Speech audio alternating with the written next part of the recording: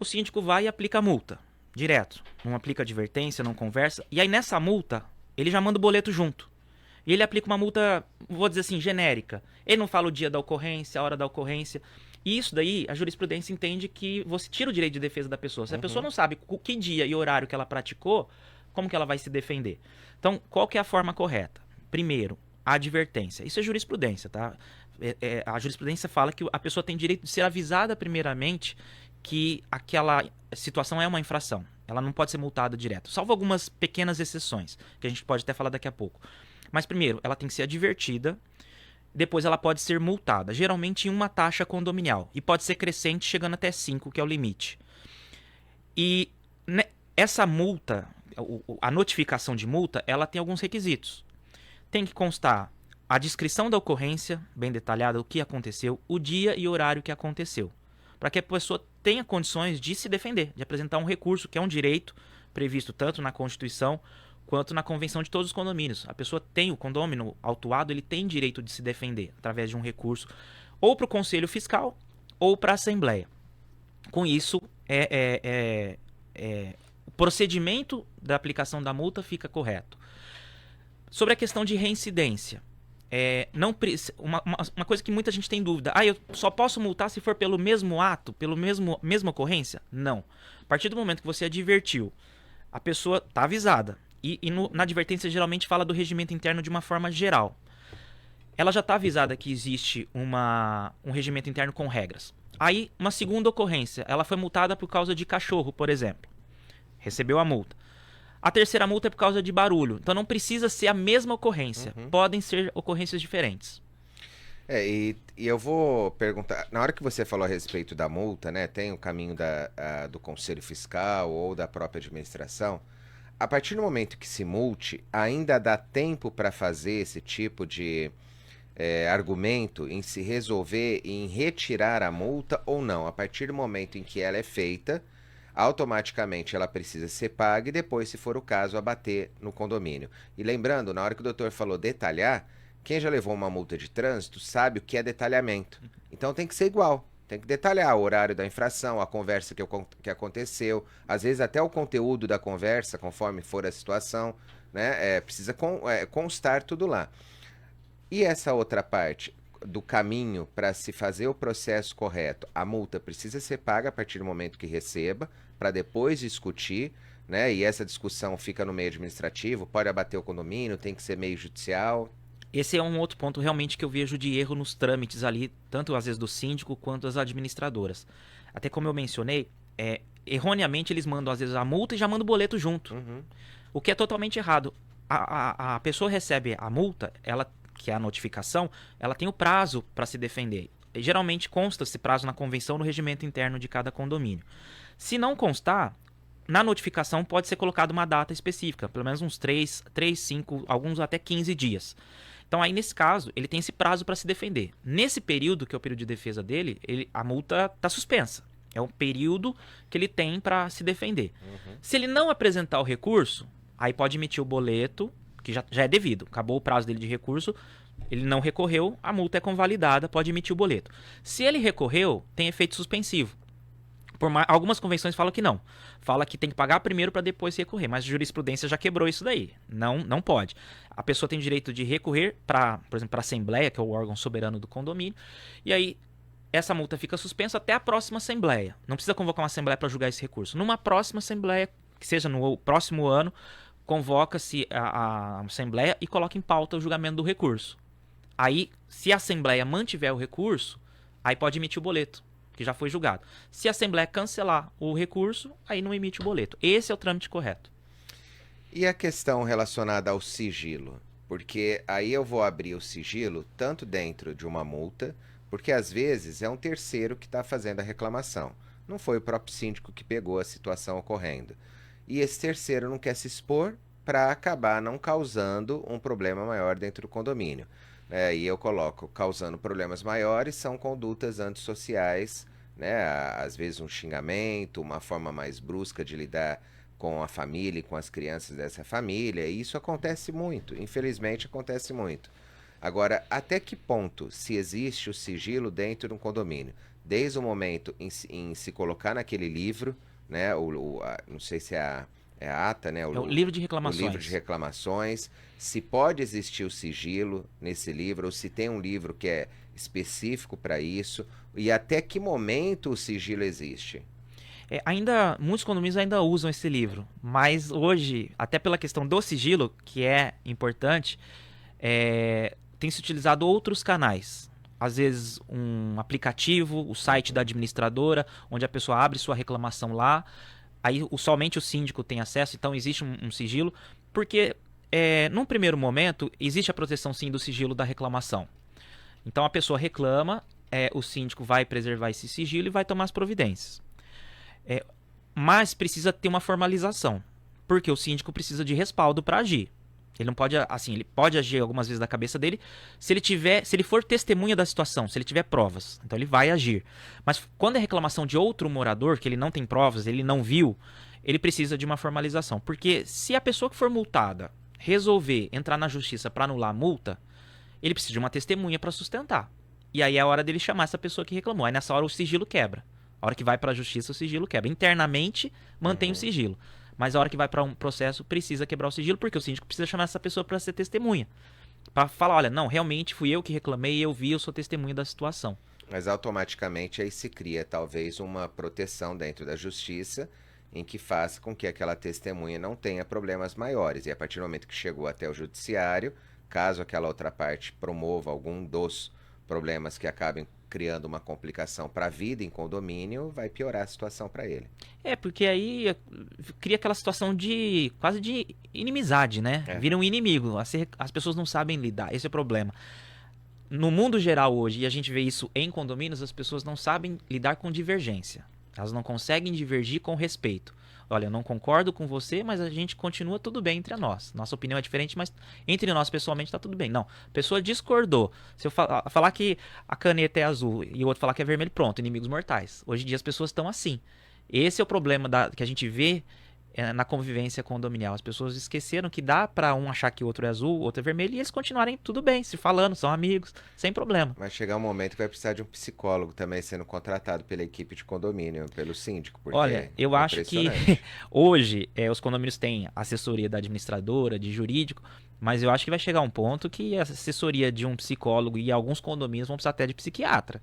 Porque, olha, é um negócio, assim, é muito simples, né? Eu viro e mexe, às vezes eu preciso dar umas broncas em assembleia ou em alguma reunião, porque, assim, como eu também vim já do mundo corporativo, o mundo corporativo é muito objetivo. Então, às vezes eu vejo as pessoas circulando ali no problema. Eu falo, gente, é o seguinte, eu não discuto problema. Quem discute problema é que não quer resolver. Eu discuto solução. A gente identifica o problema, mapeia qual é esse problema para dar solução. Mas a gente não fica girando em cima dele, ou às vezes até mesmo querendo achar culpado. Não. Tem um problema, vai para a solução. Reunião dá para fazer em 15 minutos. Só que as pessoas ficam 1 hora no mesmo problema. E sem propor solução. Esse é o problema. E quando eu conduzo as minhas reuniões, eu já vou para a objetividade. Eu não vou ficar em cima do problema. Até porque às vezes o problema vem pela pessoalidade. E essa pessoalidade atrapalha a resolução das coisas. Então eu tiro essa pessoalidade. O problema é esse, tá? A solução é essa. O problema é que tem condômino que ele tem um problema para cada solução. Então, ele vem com problema, você dá a solução, ele vem com problema em cima da solução, porque ele não quer resolver, né?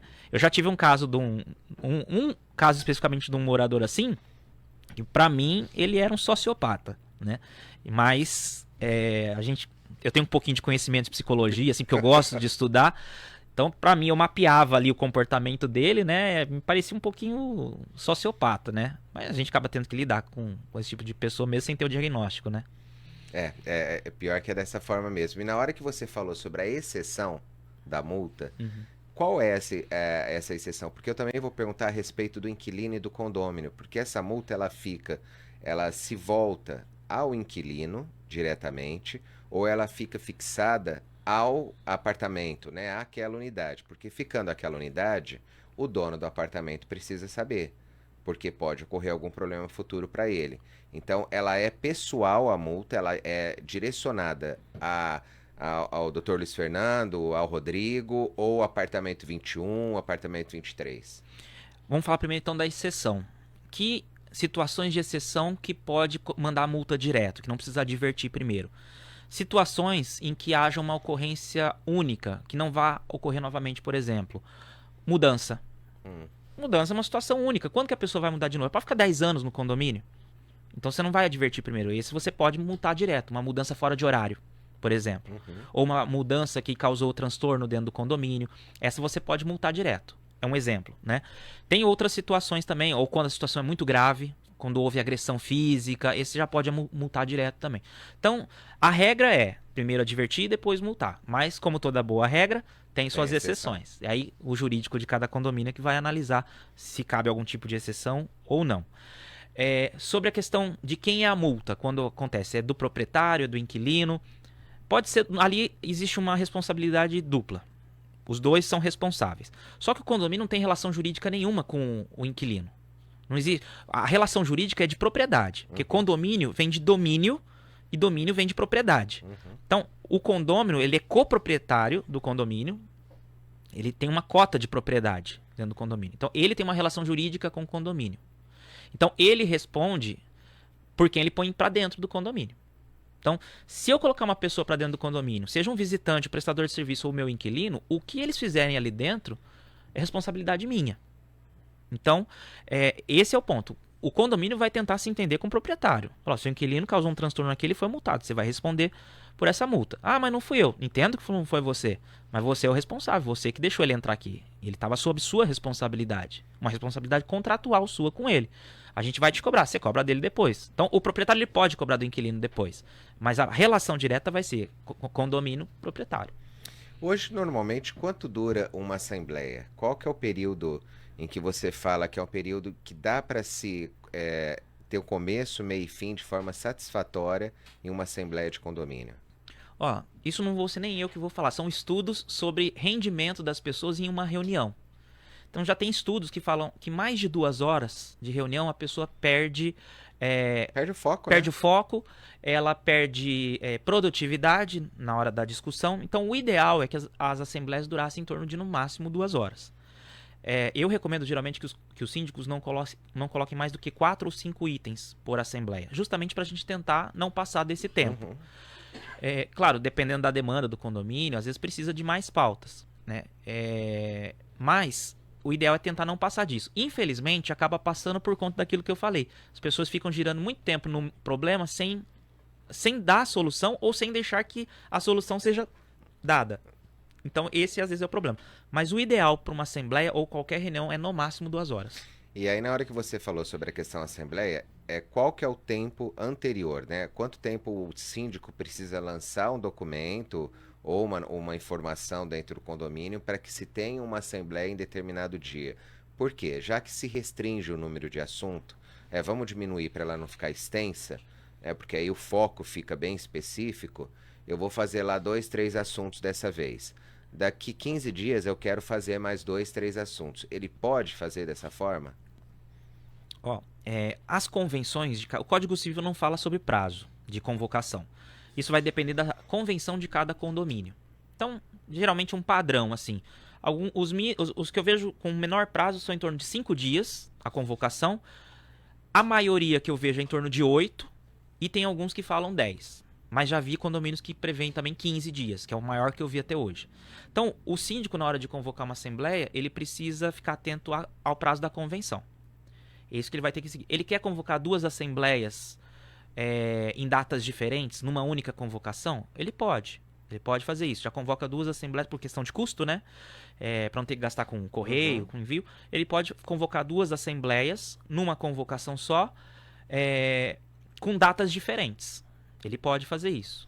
Doutor, qual que é a diferença entre... Nós estamos falando muito a respeito de convenção e assembleia, né? Para quem não faz parte dessa vida em condomínio, ou às vezes também para quem faz parte, acaba se confundindo no dia a dia, né? O que pode existir, se é uma convenção, se é uma assembleia durante a vida do condomínio, ou ela nasce na hora que nasce o condomínio também, a convenção.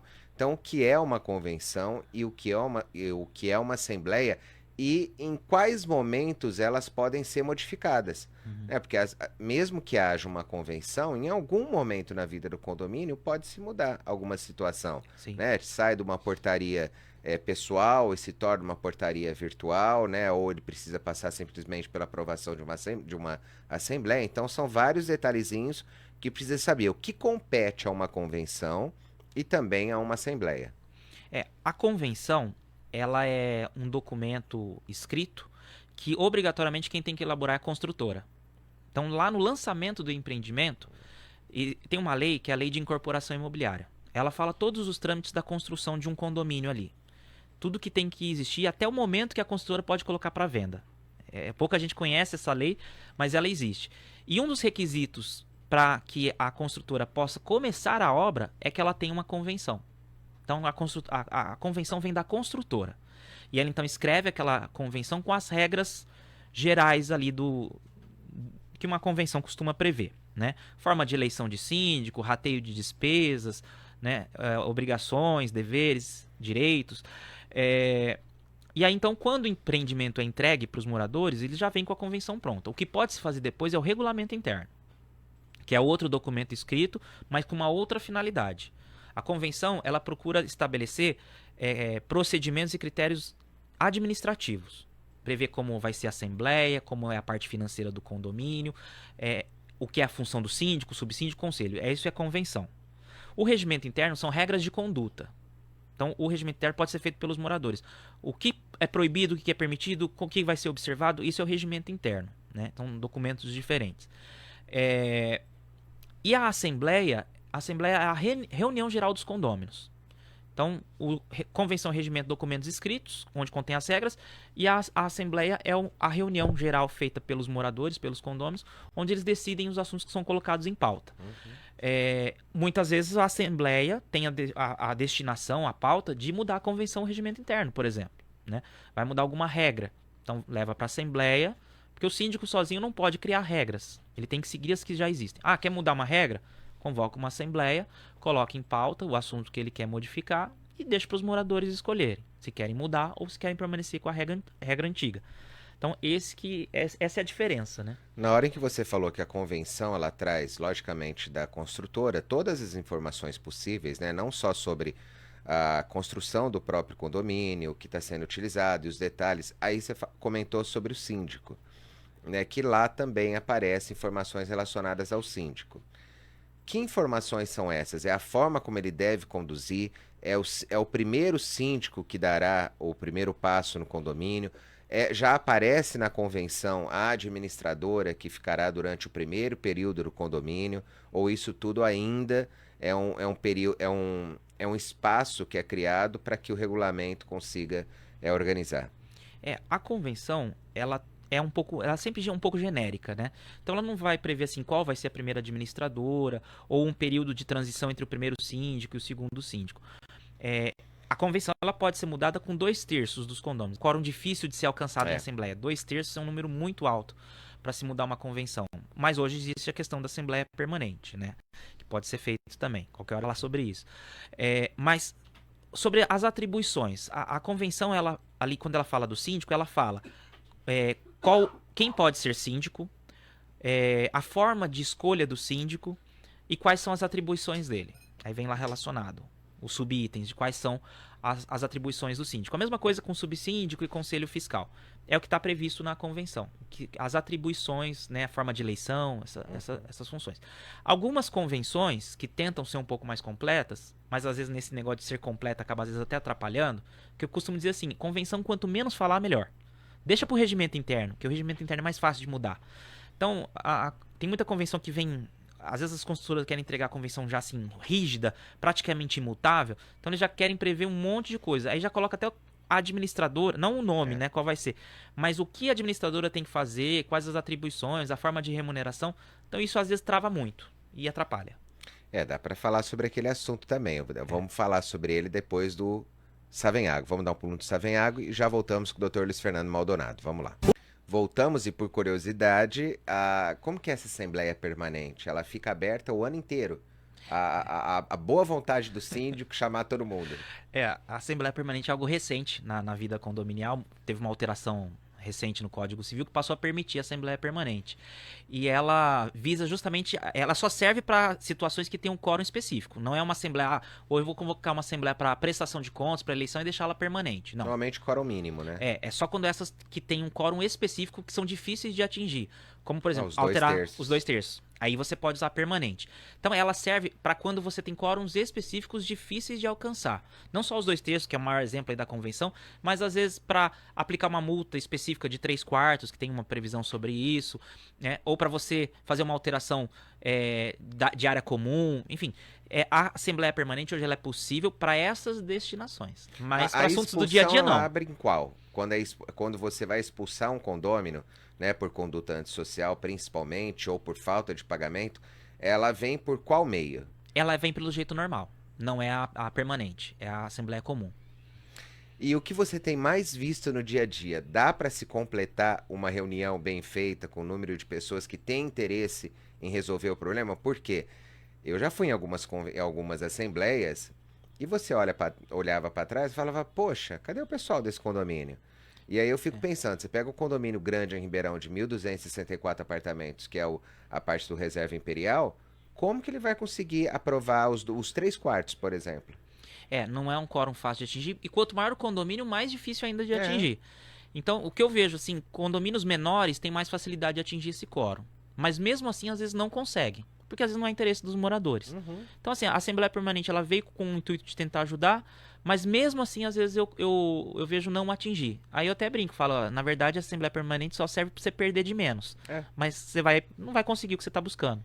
Uma dica ao síndico, coloque um assunto polêmico lá no meio e comece com ele ou termine, porque aí o pessoal já vai participar, vai querer participar e falar alguma coisa. Mas aí você coloca só mais um ou outro assunto também para completar a pauta, porque senão você vai sair de lá 11 horas da noite, que é o que acontece muito. É uma estratégia de marketing, Não né? é? É mais fácil.